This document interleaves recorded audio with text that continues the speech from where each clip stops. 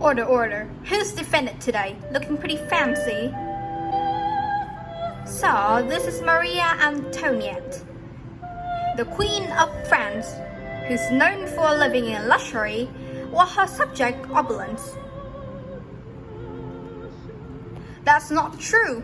Maria Antoinette has very little power over country and spent her life living in a foreign country with turbulence and with a lot of fight and random stuff. How so? Is that true? Well, Maria Antoinette was born in 1755 in Austria as Habsburg Archduchess Maria Antonia. After her two older sisters passed away, she was the only choice for a political marriage to Louis Auguste, the heir of France. She was literally a sacrifice for the freedom and the peace between two countries, France and Austria, at the age of 14.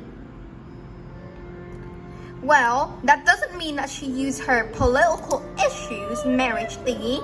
After her husband was crowned King of France, she mostly used the money on expensive headdresses and important clothing for her dresses. She even had her own gartier near Versailles. While France's economic money was going tailspin, it was due to food shortage, and peasant often has very little to pay. Everything was going skyrocketing. Maria's expensive taste was very insensitive to her starving peasant, which is very contrasting. Objection. No. If she's a queen, she must look fancy. If no, she would be criticized.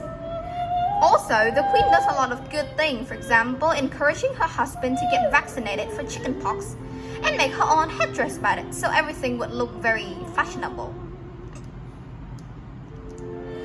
Well, besides doing good things, she also does bad things, and very horrible things indeed. One of them, for example, is encourage her husband to join in the conflicts between the American Revolution that cost France over 1.5 billion francs. Objection.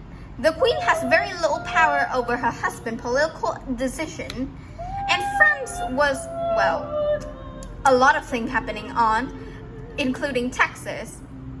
For example, one of them is how peasants pay the money for taxes. How so? Well, as you can see, peasants often pay more than half of their income, and this has led France to a lot of debt. And this has going long before the queen's arrival. Her expensive tastes were merely a scrap in how downgoing France was at that time.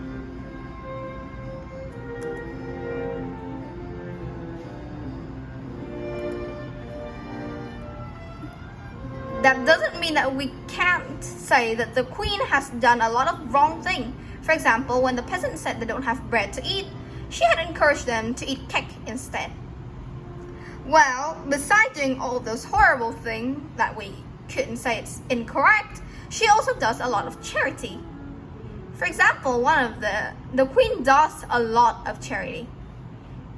And the saying that she was a heartless queen come from rumors and slander, which is the thing that's not true about her, and it just keeps going on. Even the most wrong case to the queen was a fraud. It was in her time that a thief has faked a letter from the queen saying that she had spent money on an expensive diamond. It came out truly, and things came out to the light that she didn't do anything about the diamond, but her subject already saw her as a wasteful spender, and she has no right to say it for herself. Well, it's truly her husband who does all those horrible things.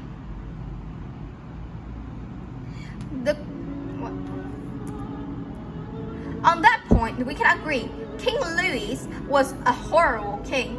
He doesn't do anything at all, important and good for the country. And he does a lot of false things. Even after the government was formed and he lost most of his control, Louis has said not to sign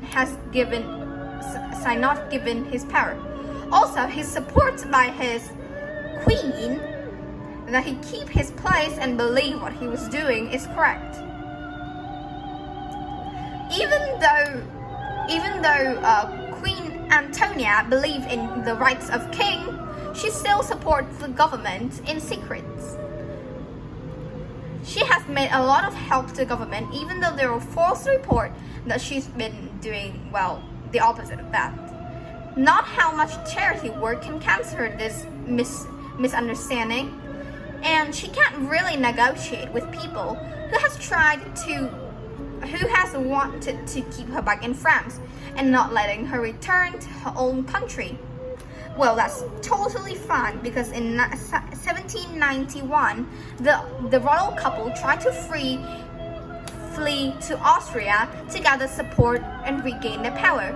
Even after they were captured, they passed a military secret to the Austria's families and friends. Well, after that, King Louis was executed with many of his subjects. But that doesn't change the way the new government treats Maria Antonia. It was very wrong the way they treated her. She was put in a cell separate from her son, and it has no privacy at all. The new government was fairly unjust to Maria Antonia, and she has no rights to say it for herself. Even then, after that she was executed, the last thing she said to her executioner was saying sorry that she had stepped on his foot.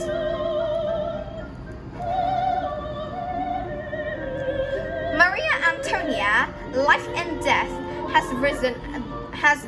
represent the symbol of living in luxury and doing things wrong while other people doesn't have what they needed.